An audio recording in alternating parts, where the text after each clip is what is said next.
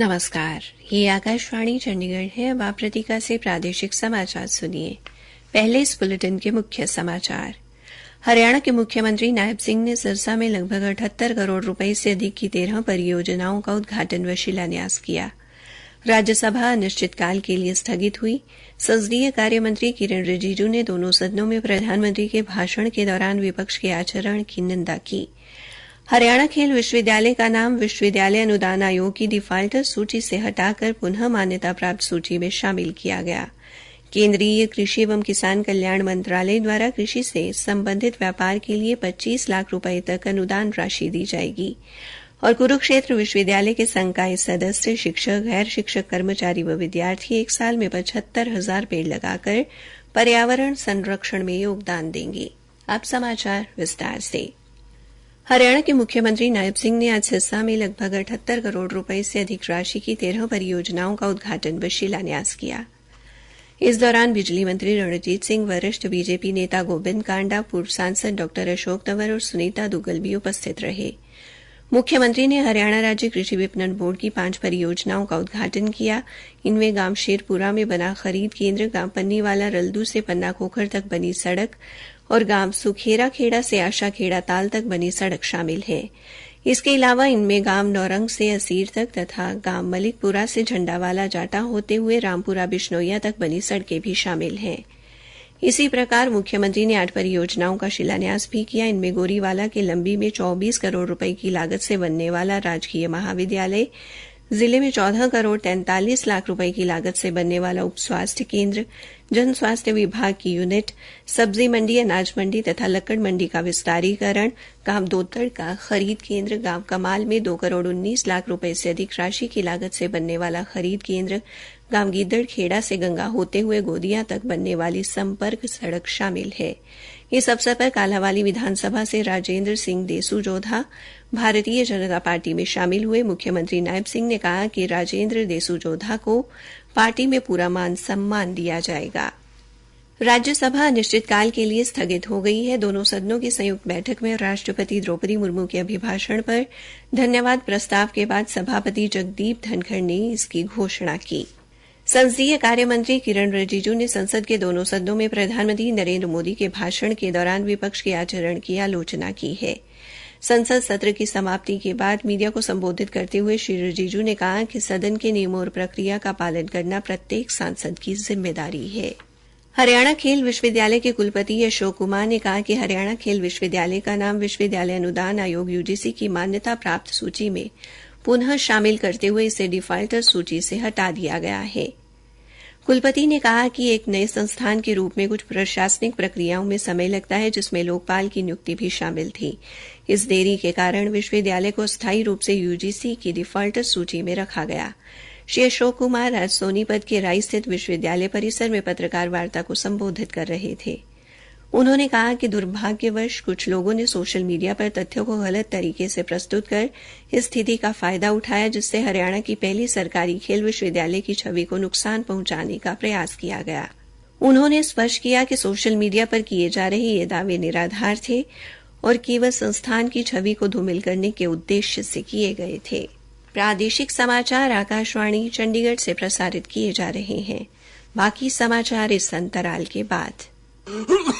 और ताऊ ठीक से ले तने टीबी रोग में हुई नई शुरुआत के बारे में बताऊं। अच्छा वो कैसे भाई? ताऊ तने याद होगा जन्म पाछे ही अपने छोटे बालका ने एक टिक्का लगा कर ऐसा टीबी से बचाव खातर। इब वो बीसीजी टिक्का बड़े बूढ़े वयस्कों ने भी लगेगा। हरियाणा सरकार अभी इस टिक्के ने जिला अम्बाड़ा, भिवानी, हिसार, झज्जर, जींद, कैथल, मेवात, पंचकुला, रोहतक और सोनीपत में भी लगा रही है। इस बीसीजी टिक्के से घबराना नहीं, टीबी से खुद को बचाना है। तो आगे आओ, बीसीजी का टीका लगाओ, प्रदेश को टीबी मुक्त बनाओ। टीबी हारेगा, देश जीतेगा। अधिक जानकारी के लिए डायल करें 1800-11-6666। राष्ट्रीय स्वास्थ्य मिशन, स्वास्थ्य विभाग हरियाणा द्वारा जनहित में जारी।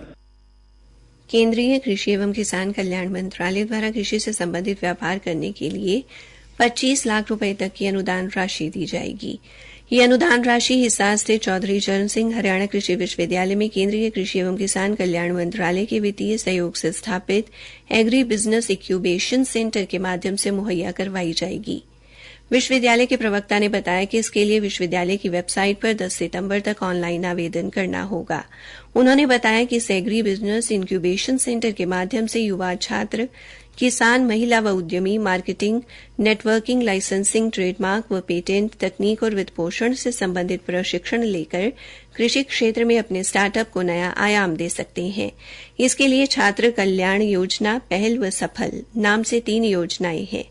प्रवक्ता ने बताया कि छात्र कल्याण योजना के तहत केवल छात्र ही आवेदन कर सकते हैं। चयनित छात्र को 1 महीने का प्रशिक्षण व 4 लाख रुपए तक की एक मुश्त अनुदान राशि दी जाएगी।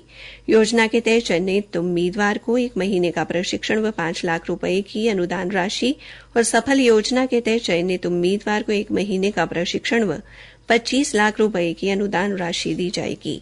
ये राशि चयनित उम्मीदवार को 2 किश्तों में दी जाएगी। उन्होंने बताया कि केंद्र सरकार ने महिलाओं को उद्यमी बनाने के लिए 10% अतिरिक्त अनुदान राशि देने का प्रावधान किया है।